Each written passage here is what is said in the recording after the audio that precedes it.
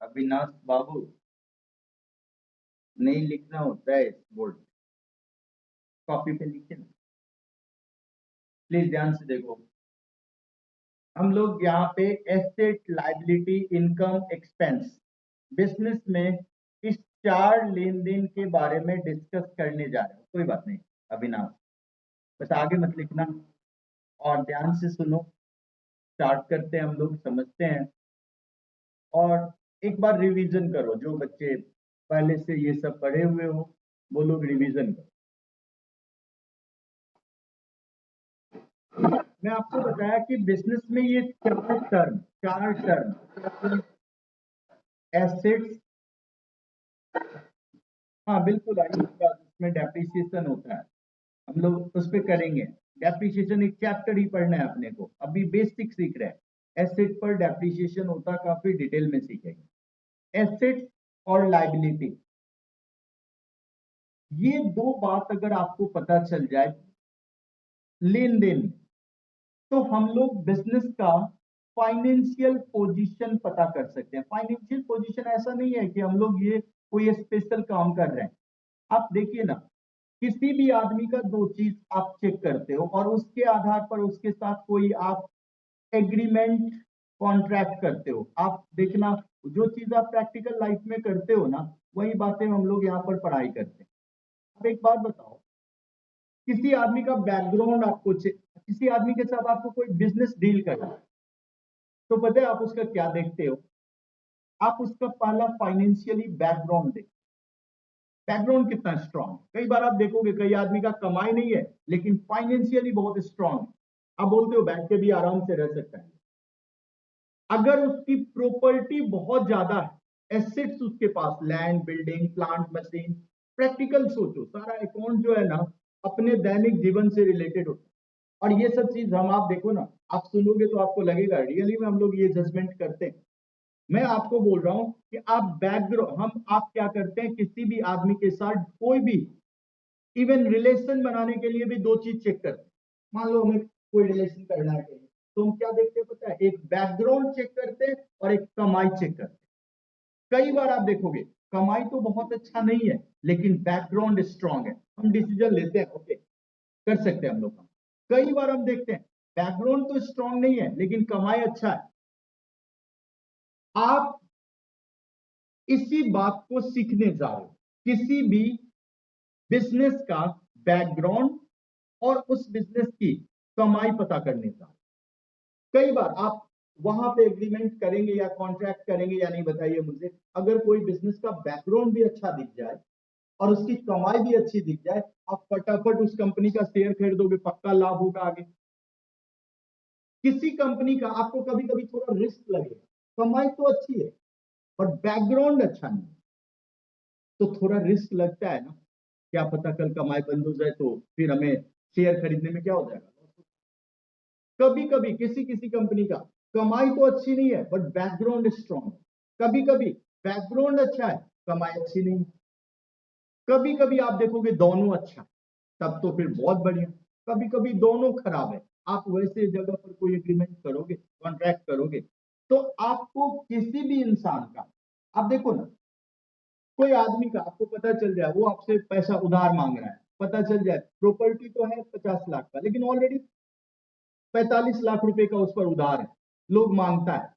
आप क्या उस आदमी को पैसा दोगे? आप मुझे बताओ, क्या बोलोगे भाई कितना दिन चलेगा, यही डॉट है, पहले से इतना उधार कर रखा है, उधार पर ब्याज देना पड़ेगा और ब्याज देते देते एक दिन पता चलेगा सारी प्रॉपर्टी उधार चुकाने में लग गया, मैं पैसा दूं तो मेरा डूब जाएगा। पहले आप कंसेप्ट समझो है क्या। आप बैकग्राउंड चेक करते हो, बैकग्राउंड का मतलब यहां पर फाइनेंशियल पोजीशन चेक करते हो। किसी बिजनेस में ओनर की कंट्रीब्यूशन जितना ज्यादा है, प्रोप्राइटर की कंट्रीब्यूशन जितना ज्यादा होगी, उतना ज्यादा बिजनेस की सर्वाइवल के चांस ज्यादा। ओनर का अगर पैसा बिजनेस में ज्यादा लगा हुआ है, कब ज्यादा लगेगा? जब प्रॉपर्टी में लायबिलिटी कम, तो कैपिटल क्या होगा? ज्यादा होगा। क्योंकि हमारे पास जो प्रॉपर्टी होती है ना, उसमें या तो मेरा पैसा होता है, that is called capital. Assets बराबर, ये अकाउंटिंग इक्वेशन है, एसेट्स बराबर हमारे पास जो प्रॉपर्टी है या तो मैं खुद पैसा लगा के बनाया हूं या उधार लेके बनाया। अगर हमारे पास 50 लाख की प्रॉपर्टी है, जिसमें 50 लाख की प्रॉपर्टी है, जिसमें मैं 45 लाख उधार लिया हूं, तो मेरा पैसा कितना है? 5 लाख। लेकिन अगर 50 लाख की प्रॉपर्टी में सिर्फ 5 लाख का उधार है, तो मेरा पैसा कितना है? 45 लाख। ये देखो, ये बिजनेस फाइनेंशियली स्ट्रॉन्ग है। वाई? ओनर का पैसा बहुत है, अभी उधार बहुत कम है इसमें। और ये बिजनेस फाइनेंशियली क्या है? वीक है। क्यों? ऑलरेडी बहुत ज्यादा इसमें लोन है। तो आप बिजनेस को, ये तो आप अगले साल जब रेशियो एनालिसिस चैप्टर पढ़ेंगे या आगे एमबीए करेंगे, आपको यही टूल्स पढ़ना है। इसको बोलते हैं सॉल्वेंसी रेशियो। सॉल्वेंसी मतलब, इंसॉल्वेंट मतलब होता है दिवालिया हो जाए, सॉल्वेंट का मतलब होता है सर्वाइवल। बिजनेस में अगर डेप्ट ज्यादा हो जाए, डेप्ट का मतलब उधार, लोन ज्यादा हो जाए, तो वहां पर उसकी सॉल्वेंसी के चांसेस क्या हो जाते हैं? कम हो जाते हैं। तो आप उस सॉल्वेंसी सिचुएशन को चेक करने के लिए आपको बिजनेस का, अगर मैं एसेट और लायबिलिटी दे दूं, तो आप बिना कॉमर्स पढ़े भी ये जजमेंट दे सकते हैं कि ये बिजनेस लॉन्ग टर्म तक चलेगा या नहीं चलेगा। आपको लगेगा भाई ऑनर का कंट्रीब्यूशन तो है ही नहीं, प्रोप्राइटर का पैसा तो बिजनेस में लगा ही नहीं है, तो कहीं ना कहीं आउटसाइडर का पैसा लगा हुआ है। तो बाहर वाले को ब्याज देते देते एक दिन बिजनेस की पूरी एसेट्स पर लाइबिलिटी की कवरेज हो जाएगी, तो फिर पेमेंट नहीं कर पाएगा मालिक। दुकान को क्या करना पड़ेगा? बंद करना पड़ेगा, बेच के पैसा देना। तो जहां पर भी आप बैलेंस शीट देखोगे, गूगल पे देखना, कई बार आपको बहुत सारे बैलेंस शीट दिखते हैं। फाइनेंशियली स्ट्रॉन्ग कौन से बैलेंस शीट को बोलोगे? जिसमें जिसमें प्रॉपर्टी में ओनर की का पैसा ज्यादा हो, वहां पर आप समझ सकते हो कि ये सॉल्वेंट बिजनेस है। सॉल्वेंसी इसका कभी भी खतरे में नहीं जाएगा। वाई? क्योंकि प्रोप्राइटर का जो कंट्रीब्यूशन है वो एसेट में ज्यादा है इन कंपेयर टू आउटसाइडर के पैसे, लाइबिलिटी। तो आपको अगर व्यापार में ये दो टर्म समझ में आए ना, एसेट और लायबिलिटी, तो हिडन है कैपिटल, मुझे पता चल जाएगा कैपिटल कितना है। अगर किसी बिजनेस में 5 करोड़ की प्रॉपर्टी है, उसमें 3 करोड़ उधार है, तो कैपिटल ऑटोमेटिकली समझ जाएंगे, मालिक 2 करोड़ लगाए। तो अगर आपको एसेट और लायबिलिटी प्रॉपरली समझा दिया जाए, तो आप कैपिटल फाइंड आउट कर लेंगे, और कैपिटल के आधार पर आप ये डिसीजन लेंगे कि व्यापार की सॉल्वेंसी। अगला साल आप पढ़ोगे डेप्ट इक्विटी रेशियो। डेप्ट का मतलब क्या होता है? लोन। और इक्विटी का मतलब क्या होता है? मालिक का पैसा। डेप्ट और इक्विटी में क्या रेशियो है? अगर किसी कंपनी की में इक्विटी, इक्विटी मतलब मालिक के पैसा, और डेप्ट का मतलब उधार, मालिक के पैसे से ज्यादा उधार हो जाए, तो इसका मतलब क्या है? कि बिजनेस का सॉल्वेंसी क्या है? खतरे में। तो आपको फाइनेंशियली बैकग्राउंड चेक करने के लिए किसी भी व्यापार का, if you understand the term asset और लायबिलिटी, तो आप एसेट लायबिलिटी समझते ही बिजनेस का फाइनेंशियल पोजीशन पता कर सकते हो। और इसको पता करने के लिए कोई स्पेशल नॉलेज की जरूरत नहीं है। आप किसी भी आदमी को जाके पूछो ना, कोई एक साधारण आदमी नहीं पढ़ा है कॉमन, वो भी बोलेगा भाई उसकी स्थिति तो बहुत खराब है, इतने लोग उधार मांग रहे हैं उसके, प्रॉपर्टी है लेकिन उधार इतना है, क्या उसका वो कहां से चुका पाएगा, उसे पैसा मत दो। वो भी जानते हैं ये बात। लेकिन अगर किसी के पास कोई उधार नहीं है और अच्छी खासी प्रॉपर्टी है, बहुत प्रॉपर्टी है, कोई दिक्कत नहीं, आप पैसा दे सकते हो। बैंक सेम बातें देखता है आपके बैलेंस शीट आपको, और आप उसी एसेट और लायबिलिटी से किसी भी बिजनेस का बैकग्राउंड फाइनल करने जा रहे हैं। ये काम आप सीखने जा रहे हैं। उसके बाद इनकम और एक्सपेंस, ये तो मेरे हिसाब से आमदनी, इनकम का मतलब आमदनी, खर्च का मतलब एक्सपेंस, एक्सपेंस मतलब जो डेली बेसिस पे हम देते हैं। जैसे आप यहाँ की आमदनी फी, यहाँ का खर्च इलेक्ट्रिसिटी बिल, रेंट, सैलरी, हाँ ये सारा खर्चा। तो अगर आपको इनकम और एक्सपेंस का डिटेल मिल जाए किसी भी व्यापार में, आप लेन देन में, ट्रांजेक्शन में इनकम और एक्सपेंस को पहचान गए, तो आप इनकम और एक्सपेंस को कंपेयर करके बिजनेस में प्रॉफिट हुआ। कब प्रॉफिट होगा? सर ये तो कॉमन बातें हैं, इनकम अगर ज्यादा हो जाएगा एक्सपेंस से तो बिजनेस में प्रॉफिट होगा, और एक्सपेंस ही ज्यादा हो जाए इनकम से तो बिजनेस में क्या बोलेंगे? लॉस होगा। तो ये चार बातों को पहले आपको समझना है। Asset liability to prepare financial position और balance sheet, income and expense, profit और लॉस निकालने के लिए। मतलब आप जो सिस्टम सीखने जा रहे हो उसमें your objective is to find two important information from the business transaction. What is that? One is to know the profit and loss of the business, and to check the profit and loss you must understand the term income and expense. And then another work is to check the financial position of the business, और financial position को जानने के लिए आपको assets और liability की जानकारी जरूरी है। यानी पूरे बिजनेस लेन देन को समझने के लिए आपको ये चार टर्म की जरूरत पड़ेगी: एसेट्स, लायबिलिटी, इनकम और एक्सपेंस। इनकम और एक्सपेंस, ये चार टर्म समझते ही आपको ये आइडिया आ गया होगा कि सर ये इनकम और एक्सपेंस से हम बिजनेस का प्रॉफिट निकाल लेंगे, इस एसेट्स और लायबिलिटी से हम बिजनेस का फाइनेंशियल पोजीशन निकाल लेंगे। Know the thing, important thing is that, सबसे जरूरी बात इसमें यह है आपका कि अगर आपको ये चार टर्म सीखने के लिए ये दोनों टर्म में एक सिमिलैरिटी होता है, एसेट्स और एक्सपेंस।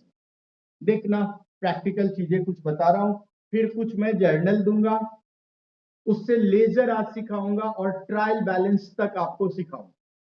आइए सबसे पहले सीखते हैं।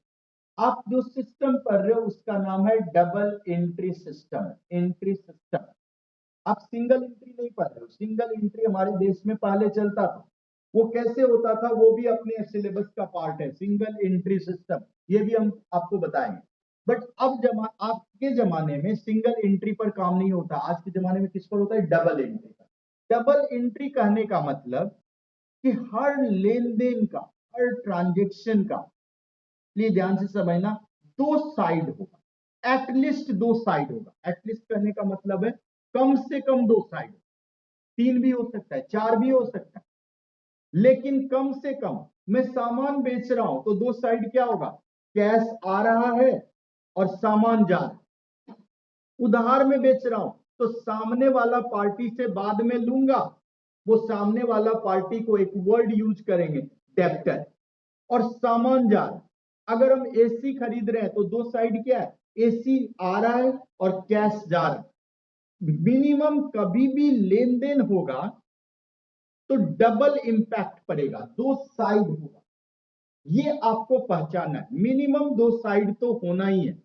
अगर मान लो ये मैं बोलूं आपको कि 10,000 का सामान 12,000 में बेचे तो तीन साइड हो जाए। सर 12,000 रुपया आएगा, 10,000 का सामान जाएगा, 2,000 का फायदा होगा, साइड तीन हो गया। लेकिन डबल एंट्री पर रहे तो जितना भी आपको मैं क्वेश्चन में लेन देन दूंगा, एटलीस्ट उसका दो साइड तो होना ही होना। समझो, रटना नहीं है। रटने के लिए वो रियल, पर्सनल, नॉमिनल में सारा बताऊंगा आपको, but try to understand at least there are two sides of every transaction. आप देखो ना, बायलेटरल होता है, यूनिलेटरल होता है, मैं पढ़ा रहा हूं आप पढ़ रहे हो तभी तो मैं पढ़ा रहा हूं, दो साइड है ना। तो लेन देन जब भी होगा, ट्रांजेक्शन जब भी होगा, कोई भी, चाहे आप सैलरी दो, रेंट दो, रेंट दोगे तो रेंट नाम का खर्चा और कैश जाएगा, सैलरी दोगे तो सैलरी और पैसा जाएगा। तो आपको हर लेन देन में दो साइड पहचानना, और दो साइड में अगर एक साइड को रूल लगा करके डेबिट होगा तो दूसरा साइड क्रेडिट होगा। आपको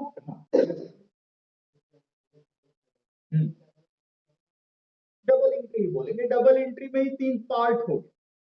मतलब कहना यह है मिनिमम किसी भी लेन देन में दो साइड तो होगा, तभी वो ट्रांजेक्शन। समझ गए? तीन साइड भी कभी कभी हम आपको दिखाएंगे लेन देन में पांच साइड, चार साइड तो हम लोग पढ़े हैं, पांच पांच साइड।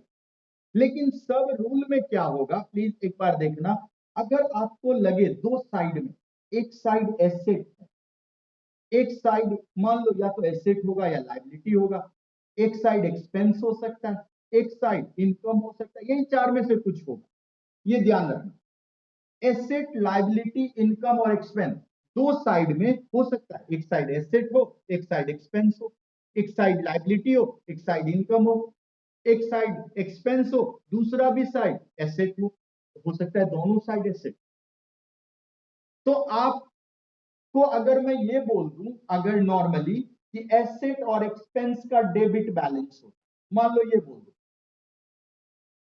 एसेट और एक्सपेंस का डेबिट बैलेंस होता है, जो बच्चे पहले से पढ़े वो तो कंफर्म हो जाओगे कि इससे काम नहीं चलेगा। अगर मैं बोलूं फर्नीचर परचेज, फर्नीचर खरीदे 10,000 रुपए का, ध्यान से देखना, तो आप देखोगे सर एक तरफ फर्नीचर बढ़ रहा होगा और दूसरे तरफ कैश कम हो रहा होगा। फर्नीचर भी एसेट है सर, और कैश के बारे में तो हमें पता ही है एसेट होता है। आप मुझे बताओ, अगर मैं सिर्फ इतना बोलूं डेबिट होता है, तो दोनों साइड अब आपको एसेट है तो डेबिट करना पड़ेगा। तो रूल में क्या लिखा गया कि एसेट और एक्सपेंस, ये मैं क्यों कैश को एसेट बोला, प्लीज मैं बच्चे थोड़ा वेट करना, आपको समझ में आएगा। अगर मैं यहां पर बोलूं एसेट और एक्सपेंस, एसेट जब भी बढ़े और एक्सपेंस जब भी बढ़े तो आप क्या करोगे, डेबिट करोगे। देखो मैं प्लस लिखा, और जब भी एसेट और एक्सपेंस कम हो तो आप क्या करोगे, क्रेडिट करो। यही रूल्स है। अब आप देखो आसानी से डेबिट क्रेडिट कर सकते हो। सर फर्नीचर नाम का एसेट बढ़ रहा है तो डेबिट करना चाहिए, करेक्ट किए। लेकिन सर कैश नाम का एसेट कम हो रहा है तो इंस्टीड ऑफ डेबिट इसे क्या करना पड़ेगा, क्रेडिट करना पड़ेगा, रूल का। तो आपको एसेट और एक्सपेंस एक साथ आपने सर क्यों लिखा, नए बच्चे ध्यान से देखना, एसेट और एक्सपेंस दोनों में double entry system, again I am repeating the same line, first you have to identify the two sides of every transaction. और वो दो साइड जो होगा वो आपको पहचानने की जरूरत पड़ेगी कि वो दो साइड में या तो एसेट होगा या एक्सपेंस होगा या इनकम होगा या लायबिलिटी होगा या दोनों में से किसी का कॉम्बिनेशन हो सकता है। उसके बाद हमें एक बात रूल पता है कि अगर एसेट और एक्सपेंस हो रहा है दोनों साइड में से कोई साइड, और अगर वो इंक्रीज कर रहा है तो हमें डेबिट करना है, रूल का पार्ट है। और अगर एसेट और एक्सपेंस है दोनों साइड में से कोई साइड या दोनों साइड, और अगर वो कम हो रहा है तो आपको क्रेडिट करना है। सर आपने इनकम और लायबिलिटी का क्यों नहीं जिक्र किया, प्लीज एक बार नए बच्चे ध्यान से देखना। एसेट और एक्सपेंस एक जैसा हो, क्या सिमिलैरिटी है पता है, डबल एंट्री पढ़ रहे हो। वन साइड जब भी आपको दिखेगा कि व्यापार से कैश जा रहा है तो दूसरे साइड या तो कोई एसेट्स प्लस होगा या कोई एक्सपेंस प्लस होगा। या तो कोई खर्च करोगे तब पैसा जाएगा या कोई प्रॉपर्टी खरीदोगे तब पैसा जाएगा। पैसा जाने का कैश अपने आप में एसेट होता है, ये कहीं पर लिख लेना। ये कौन सा एसेट होता है, ये फिक्स एसेट नहीं होता, ये करंट एसेट होता है, कहीं पर लिख लेना। वो डबल एंट्री में जैसे मैं कुछ लेन देन बोल रहा हूं, मैं बोल रहा हूं रेंट पेड, मैं बोल रहा हूं फर्नीचर पर खरीदा, मैं बोल रहा हूं सैलरी दिया, मैं बोल रहा हूं एसी खरीदा, प्रोजेक्टर खरीदा, लैपटॉप खरीदा, एड पर खर्चा किया। हाँ बिल्कुल चंदन, लाइबिलिटी को पेमेंट करने पर भी पैसा जाएगा। पहले मैं ये मान के चल रहा हूँ कि फर्स्ट क्लास है, तो आप थोड़ा रुक जाओ, बताऊंगा मैं, वो बातें भी डिस्कस करूंगा। पैसा जब भी आपको वन साइड, डबल एंट्री के वन साइड में जब भी आपको लगे कि पैसा जा रहा है तो दूसरा साइड दिमाग में तुरंत आपको आ जाना चाहिए कि या तो कोई एसेट प्लस हो रहा होगा या कोई एक्सपेंस प्लस हो रहा होगा। जो बच्चे ये समझ रहे हो और हंस रहे हो कि हमें आ गया, हमें, हम आपको 110% बोल रहे हैं, आपको कहीं ना कहीं अभी कमी है। और once you understand properly this term, अभी मैं आपको 15 मिनट लास्ट में लेजर और ट्रायल बैलेंस बनाना सिखा दूंगा। जर्नल करने के लिए आपको इस रूल को 50 बार अगर आप पढ़ रहे हो तो वो कम है, क्योंकि लेजर, ट्रायल बैलेंस और accountancy, final account will take hardly 2 से 3 क्लास, ज्यादा से ज्यादा। तो प्रॉब्लम कहां पे आती है, इस बेसिक में आती है। तो आप अगर ये सोच करके इग्नोर कर रहे हो कि हमें आ गया तो आप गलत कर रहे हो। आप ध्यान दो, मैं बता रहा हूं बार बार, मॉडर्न रूल जितना कंसेप्ट क्लियर होगा अकाउंट्स उतना क्लियर होते जाए। ध्यान से देखिए, जब भी आप transaction is given to you, transaction आपको व्यापार में लेन देन दिया जाएगा। व्यापार में क्या होता है मुझे बताओ, सामान बेचते हैं, पैसा आता है, पैसा जाता कब है, जब सामान खरीदते हैं। पैसा जब भी आपको पढ़ेंगे ना तो आपको पता चल जाएगा कि हमारे व्यापार से पैसा गया हो, वन साइड जब भी पैसा गया तो आप अकाउंटेंट हैं, दूसरा साइड या तो कोई प्रॉपर्टी में पैसा गया होगा या कोई खर्च में पैसा गया। अब ध्यान से देखो, अब यहां पर एक बात तो आपको क्लियर लग रहा होगा, सर मेहनत करने की ज्यादा जरूरत नहीं है। क्यों? क्योंकि कैश के बारे में आपने बता दिया, एसेट होता है और एसेट जब भी कम होगा तो मैं कैश को करूंगा क्रेडिट, कैश नाम को करूंगा क्रेडिट। जब भी कैश को क्रेडिट करूंगा तो हमें पहचानने की जरूरत जर्नल में नहीं है कि वो एसेट है या एक्सपेंस। एसेट है, बढ़ रहा है, तब भी डेबिट होगा, एक्सपेंस है, बढ़ रहा है, तब भी डेबिट होगा, क्योंकि रूल कहता है एसेट एक्सपेंस में कुछ भी बढ़े तो डेबिट होगा। तो आपको मैं अगर बोलूं कि मैं फर्नीचर एसी खरीदा तो एसी डेबिट, कैश क्रेडिट। मैं अगर आपको बोलूं रेंट दिया तो रेंट डेबिट और कैश क्रेडिट। हालांकि मुझे पता है, आपको भी थोड़ी देर में पता चल जाएगा कि एसी एसेट होता है। Why? AC once you purchase, कई साल तक यूज करोगे आप। लेकिन रेंट जो होता है ना वो रैकरिंग नेचर का होता है, रैकरिंग रेवेन्यू नेचर का होता है, every month you have to pay. तो जब आपको लगे कि आपने पैसा दिया और वो रैकरिंग नेचर का, वो रेवेन्यू नेचर का है, वो बार बार देना है, उसकी benefit less than one accounting year मिलना है, तब आप उसे एक्सपेंस के कैटेगरी में रखेंगे। जैसे rent, salary, electricity bill, telephone bill, advertisement, interest, commission, ये सब क्या है? ऑल दीज आर एक्सपेंस, बार बार हम पे करते हैं, एवरी मंथ पे करते हैं। लेकिन कुछ एसेट्स होता है जैसे land, building, plant, machine, computer, sofa set, ये क्या है? फर्नीचर, ये टेबल, चेयर। व्यापार में और क्या होता है? मशीन। ये सब जो आपको लगे कि कई साल तक यूज देगा हमारे बिजनेस में, और लाइफ के एंड में, जैसे मान लो एसी है, मैं खरीदा, मुझे लग रहा है ये 5 साल इसका लाइफ है, 5 years, यानी अगर 50,000 में खरीदे हैं तो पहला साल में इस पर, बताओ मुझे, 5 साल लाइफ है तो पर ईयर इस पर डेप्रिसिएशन कितना होगा? 10,000 रुपए।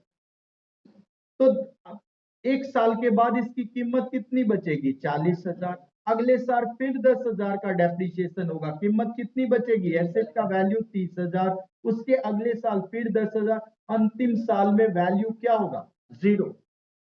5वें साल के अंतिम में वैल्यू जीरो होगा। लेकिन मेरा दिमाग कहता है कि 5वें साल के अंत में अगर हम बेचेंगे ना तो कुछ ना कुछ वैल्यू भी मुझे वापस मिलेगा। That value is called scrap value. यानी एसेट वो है, अभी फिक्स एसेट को डिफाइन कर रहा हूं और उसे रटना नहीं है, समझना। जब भी आपको लगे, आप लेन देन, आप अकाउंटेंट हो, आप पढ़ते ही आपको पता चल जाएगा व्यापार से पैसा गया। जब भी आपको लगे कि कैश बिजनेस से गया है तो एक साइड तो आपके दिमाग में तुरंत जर्नल करने के लिए, डेबिट क्रेडिट करने के लिए कैश एसेट होता है, और एसेट अगर बिजनेस से गया तो कैश नाम की एसेट रिड्यूस हुई, और एसेट को रिड्यूस होने से हम उसे क्या करेंगे? क्रेडिट करेंगे। क्रेडिट ये हो गया कैश, तो हमें फिर डेबिट होगा दूसरा साइड, पहचानने की कोई जरूरत नहीं है, चाहे दूसरा साइड एसेट हो या एक्सपेंस हो। लेकिन जब आप प्रॉफिट निकालने लगेंगे, जब आप फाइनेंशियल पोजीशन निकालने लगेंगे, तो आपको एसेट और एक्सपेंस में अंतर करना पड़ेगा। जब आप अकाउंटेंसी करने लगेंगे, एसेट से क्या बनेगा? बैलेंस शीट, और एक्सपेंस से क्या बनेगा? प्रॉफिट और लॉस। तो अभी से हम लोग सीखते चले तो जर्नल में तो कोई दिक्कत नहीं है, एसेट है तब भी बढ़ रहा है तो डेबिट, खर्च कर रहे हैं तो खर्च डेबिट। बट जब फाइनल अकाउंट करने लगेंगे तो एसेट को हम अलग यूज करेंगे और एक्सपेंस को हम अलग यूज करेंगे। अभी हम अकाउंटेंट की अकाउंटिंग इक्वेशन करेंगे तो एसेट का अलग ट्रीटमेंट होगा और एक्सपेंस का अलग ट्रीटमेंट होगा।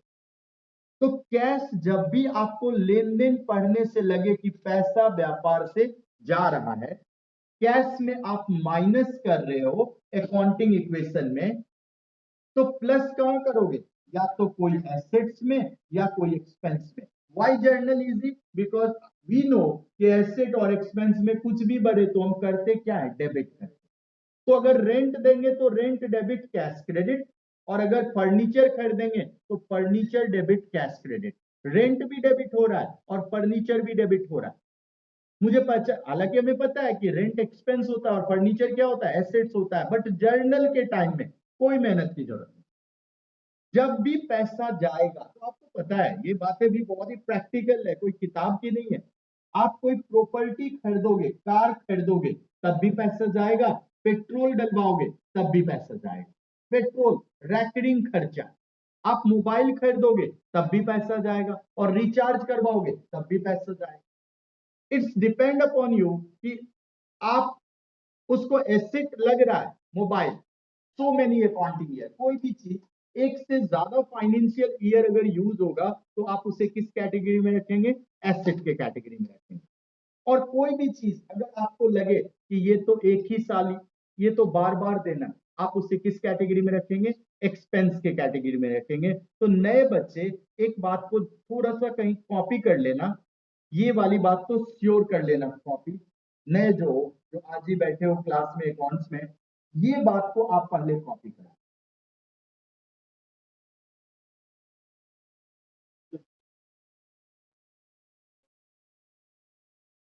वो हम लोग बात करेंगे WDB मेथड और SLM मेथड, आप ये बताना चाह रहे हैं मुझे। वो हम लोग अभी अगर करें WDB और SLM तो इनको समझ में आएगा। क्या नाम है प्यारे बच्चे, व्हाट इज योर नेम, राजा। अगर मैं अभी इनसे SLM और WDB की बात करूं जो आप पढ़ चुके हो, तो आपको लगता है इन्हें समझ में आएगा। यही डिफरेंस है टीचर में और स्टूडेंट में। हमें पता है कैसे समझ में आए, तो हम SLM WDB नहीं कर सकते हैं। आपको SLM WDB आता है, मुझे 13 मेथड आता है। Replacement method, machine hour rate method, आप बीकॉम में पढ़ेंगे ना, 13 डिफरेंट मेथड्स। बट अभी वो बातें करेंगे तो इन्हें अकाउंट्स में बोरिंग हो जाएगा, इन्हें इंटरेस्ट डेवलप करना है, दैट इज मेन ऑब्जेक्टिव। क्या है ये अकाउंट्स, एक बार आपको जब इंटरेस्ट आ गया ना, सबसे इंटरेस्टिंग सब्जेक्ट है ये। लेकिन जब तक नहीं समझोगे तब तक ये कॉम्प्लिकेशन बनता ही चला जाए।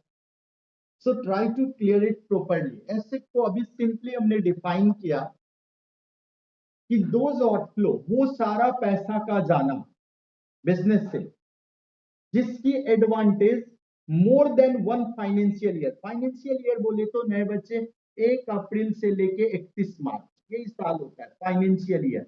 इस पूरे साल के दौरान हम लोग क्या करते हैं, जितनी भी लेन देन होती है उसको रिकॉर्ड करते हैं और 31 मार्च को अपनी बिजनेस की परफॉर्मेंस निकालते हैं। तो एसेट क्या होता है, एसेट वो सारा पैसे का जाना जिसका एडवांटेज कई सालों तक हमें मिलने वाला हो, that comes under the assets. और जिसकी कोई scrap value, one more line you can add, scrap value जरूरी नहीं है। अब ये बताओ, हो सकता है ये पेन 3 साल यूज करे और 3 साल बाद ये वैल्यूलेस हो जाए, तभी ये एसेट है। हो सकता है इससे मुझे 100 रुपया वापस मिल जाए, तब तो ये स्क्रैप वैल्यू मिल रहा है ना। तो कोई भी पैसे का जाना, please how to define asset, fixed asset, all those outflow from the business which provide us to generate income more than one financial year with some scrap value at the end of the life, maybe without some scrap value, that comes under the valuation of assets। और expense क्या होता है, जो recurring nature, जैसे अगर इस संस्था की बात करो तो आपको एसेट्स में क्या दिखेगा, ये एसी, ये प्रोजेक्टर, ये टच बोर्ड, ये आईपैड, ये आपके furniture, all these are asset. इस सब में पैसा गया है हमारे पास से। और खर्च की बात करो, प्रॉफिट और लॉस अकाउंट देखोगे तो इसका रेंट दिखेगा, इलेक्ट्रिसिटी बिल दिखेगा, सैलरी दिखेगा, एड का खर्चा, रिचार्ज का खर्चा। देखो ना बच्चे अपने आप हो गए, इस सब स्टेशनरी सब पे इधर भी खरीदना पड़ता है, उसका खर्चा, चाय पानी होता है उसका खर्चा, all these are my expense.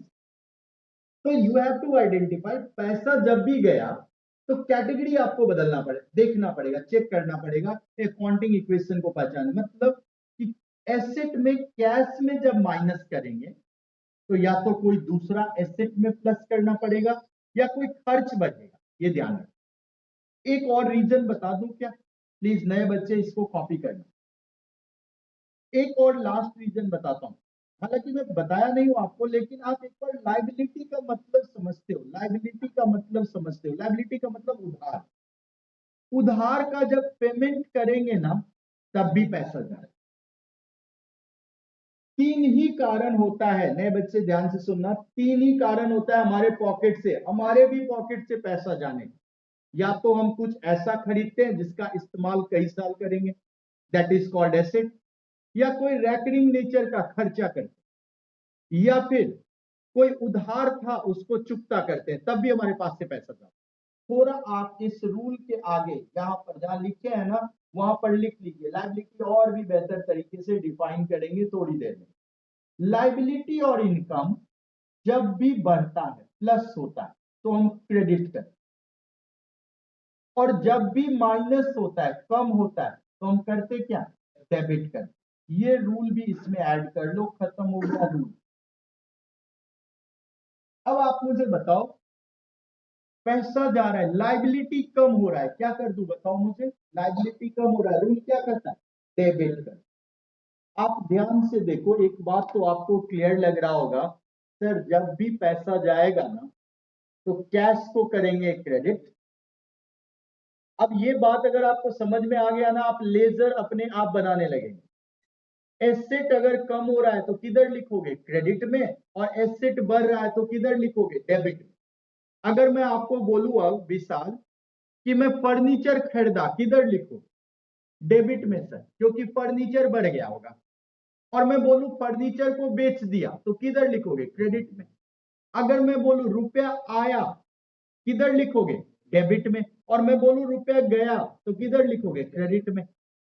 क्योंकि रुपया क्या होता है, कैश क्या हो, एसेट। और एसेट का रूल अपने को पता है, आपको रूल में मैं लिखवा दिया हूं, एसेट बढ़ेगा तो डेबिट, घटेगा तो क्रेडिट। तो सर जब भी हम कैश बुक बनाने लगेंगे तो पैसा जब जब दिखेगा आया है तब तब रिकॉर्ड किधर करेंगे, डेबिट में। डेबिट में जब जब पैसा आएगा, और जब जब पैसा जाएगा तो किधर लिखेंगे, क्रेडिट में। कैश बुक तो इतना ही है, कोई भी दुकानदार यही कैश बुक में रिकॉर्ड करता है, कैश बुक सब दुकान में होगा, आप जाके देखो। जब जब उसके पास, और पैसा आएगा कब सर और जाएगा कब, देखो ना, जाएगा कब ये तो आपको पता चल गया, सर या तो कोई प्रॉपर्टी खरीदेंगे तब जाएगा, कोई खर्च करेंगे तब जाएगा, कोई उधार को चुकता करेंगे तब जाएगा। यानी ये तीन तरह की लेन देन होगी, तो कैश बुक में आप किधर रिकॉर्ड करोगे, क्रेडिट साइड। प्लीज एक बार फिर से, कि अगर ये तीन तरह की लेन देन, मैं आपको बोल दूं अभी कैश बुक बनाने, आप अभी बना सकते हो, ये तीन तरह की लेन देन आपको दिखे, रेशमा, नो बातचीत, ध्यान से सुनो ना क्या बोल रहा हूं, मुझे पता है आपको नहीं समझ में आया, अभी मैं टेस्ट लूंगा ना, अभी पता चल जाएगा। अभी मैं टेस्ट लूंगा ना तब मुझे पता चलेगा आप कितना समझी हो। बात कर रही हो बीच में, उन्हें भी डिस्टर्ब कर रही हो, ध्यान से सुनो मैं क्या बोल रहा हूँ। अगर आप सुनोगे नहीं, एक क्वेश्चन आपको टेस्ट में नहीं बने, आपसे बनेगा, और अभी मैं टेस्ट लेने वाला हूं। मैं टेस्ट इसलिए नहीं ले रहा हूं कि एवरी डे कोई ना कोई नए स्टूडेंट बैठ जाते हैं, और उस वजह से हमें दोबारा से स्टार्ट करना पड़ता। अब हो गया, अब 1 तारीख के बाद ये बैच ओवर, अब आगे बढ़ेगा सिलेबस, और फिर आपको प्रेशर बढ़ते जाएगा अगर ये सीखे नहीं रहोगे। तो बार बार रिपीट कर रहा हूँ, कंसंट्रेट करो पढ़ाई पे, सबसे जरूरी सब्जेक्ट है, कोर सब्जेक्ट है अपना अकाउंट, इसको सीखना ही पड़ेगा। कॉमर्स लियो, नहीं तो कॉमर्स लेने का कोई मतलब नहीं है, अगर अकाउंट्स नहीं आता है तो कॉमर्स लेने का कोई मतलब नहीं है। इकोनॉमिक्स तो आर्ट्स में भी आता है, पता है ना। ओके, ये तो दो, पेमेंट जब भी होगा, पैसा जब भी जाएगा, तो आपको अगर मैं कैश बुक बनाने बोलूं तो सर पैसा जब भी जाएगा तो क्रेडिट में रिकॉर्ड करें। क्यों, क्योंकि कैश जब भी कम होगा तो रूल कहता है क्रेडिट करना। और पैसा कब जाएगा, थोड़ा लॉजिकली देखो ना, सर या तो कोई एसेट खरीदे होंगे तब गया होगा, कोई खर्च किए होंगे तब गया होगा, या कोई लाइबिलिटी को पेमेंट किए होंगे। यानी मैं अगर आपको अभी 50 ट्रांजेक्शन दे दूं तो आप पहचान नहीं जाओगे कब कब पैसा जाता है। और जब जब पैसा गया आप रिकॉर्ड किधर कर दोगे, क्रेडिट में। और पैसा, अगला वाला पेज, ध्यान से देखो, डेबिट क्रेडिट करने का रूल, पैसा जब भी जाए ना, कोई आपसे पूछ सकता है क्या पढ़ के आओ, जर्नल, तो बोलेगा बताओ तो फर्नीचर खरीदे क्या एंट्री, जर्नल एंट्री क्या हो, आप तुरंत उसे लॉजिकली फर्नीचर, एक बात पूछोगे सर नगद में या उधार में, अगर मान लो बोल दे नगद में, तब तो बोलना पढ़ चुके, पैसा गया होगा, फर्नीचर आया होगा, पैसा कैश होता है, कैश कम हुआ होगा क्रेडिट करेंगे, और फर्नीचर नाम का एसेट बढ़ा होगा, एसेट बढ़ता है डेबिट करेंगे, यानी फर्नीचर को डेबिट और कैश को क्रेडिट करेंगे। अगर बोले रेंट दिए क्या एंट्री होगा बताओ, आप तुरंत बता दोगे, रेंट ऐसे भी बोल दोगे आगे सामने वाले को, रेंट एक्सपेंस होता है, एक्सपेंस बढ़ रहा है, बिजनेस का खर्च बढ़ रहा है और कैश कम हो रहा है, एक्सपेंस बढ़ता है तो डेबिट और कैश कम होता है तो क्रेडिट। तो आपको कैश से रिलेटेड ट्रांजेक्शन, आप जैसे कोई बोलेगा सामने वाला, आप लॉजिक के साथ आंसर दो कि ये जो एक साइड तो कैश जा रहा है, दूसरा साइड आप डायरेक्टली बोल सकते हो ये डेबिट होता है, बट आप समझा के बोलोगे ये एसेट होता है और पैसा जाने से ये प्रॉपर्टी बढ़ा है और एसेट बढ़ता है तो डेबिट करते हैं, पैसा जाने से ये खर्च हुआ है, आप पहचान जाओगे देखते ही खर्च है या एसेट, क्योंकि आप पहचानना सीख गए, एसेट वो जो कई साल यूज हो, खर्च वो जो रेवेन्यू नेचर का, सैलरी दी है, सैलरी खर्चा होगा, एक्सपेंस बढ़ रहा होगा बिजनेस में, डेबिट और कैश क्रेडिट। तो आप जरा देखो कि ये तीन कारण है, प्लीज इसको कॉपी कर लेंगे नए बच्चे, जब भी कैश माइनस होगा तो reason of cash outflow is either increase any assets, increase any expense और रिड्यूस द लाइबिलिटी, और लाइबिलिटी कम होता है तो रूल कहता है डेबिट कर दो। मतलब सर जर्नल करने के लिए एक बात तो पता चल गया, कैश जब भी क्रेडिट होगा तो हमें दूसरा साइड पहचानने की जरूरत ही नहीं है, वो डेबिट हो, चाहे वो एसेट हो, चाहे वो एक्सपेंस हो, चाहे वो लाइबिलिटी हो। मैं बोलूं बैंक से लोन लिए थे, लोन वापस कर दिया तो लोन डेबिट हो जाए, लाइबिलिटी, लोन नाम की लाइबिलिटी कम हो जाएगी और कैश नाम का एसेट कम हो जाएगा। देखो रीपेमेंट ऑफ लोन, दो साइड क्या लिखा हुआ है, रीपेमेंट ऑफ लोन, मैं आपको बोलूं अगर लोन वापस कर दिए तो आपके दिमाग में आ रहा होगा सर डबल एंट्री में एक तरफ कैश जा रहा होगा, कम हो रहा होगा बिजनेस से, और एक तरफ लोन भी कम हो रहा होगा, लोन पेमेंट कर, लोन क्या होता है फिर सोचोगे वो चार टर्म है सर, लोन लाइबिलिटी और कैश एसेट, एसेट कम हो रहा है क्या करेंगे क्रेडिट, और लाइबिलिटी कम हो रहा है क्या करेंगे डेबिट। तो आपको पहचानना है खुद से डबल एंट्री में दो साइड क्या, यहां आपको पहचानने की जर्नल में ज्यादा कठिनाई नहीं है, रीजन कैश के लेन देन को आप आसानी से कर सकते हो, पैसा जब भी गया कैश क्रेडिट, कारण कुछ भी है दैट विल बी डेबिट, और कारण कुछ भी है मतलब तीन में से कोई एक होगा, या तो एसेट बढ़ रहा होगा या एक्सपेंस बढ़ रहा होगा या लाइबिलिटी का पेमेंट हो रहा होगा, तीनों में से कुछ भी है। आपको पता है एसेट बढ़ेगा तब भी डेबिट, खर्च होगा तब भी डेबिट, और लाइबिलिटी का पेमेंट होगा तब भी डेबिट। क्लियर। अब देखो दूसरा साइड, कैश बुक बनाने के लिए दूसरा साइड, कैश बुक भी हम लोग पैरेलली कंप्लीट करते जा रहे हैं, कैश बुक आप आसानी से कर सकते हो, single column, double column, triple column. Single column और डबल कॉलम क्या होता है, अगर लेन देन आपका सिर्फ नगद में तो आप सिंगल कॉलम यूज करेंगे, लेकिन नगद में भी है और आजकल ऑनलाइन भी है तो आप डबल कॉलम यूज करोगे। आजकल सारा बिजनेस में लगभग यही है, नगद भी होता है और चेक से भी होता है, तो आप डबल कॉलम कैश बुक बनाए, और कैश बुक में किधर लिखोगे ये बताओ, क्रेडिट में लिखेंगे सर, पेमेंट को किधर लिखेंगे, क्रेडिट में। सर बड़े बड़े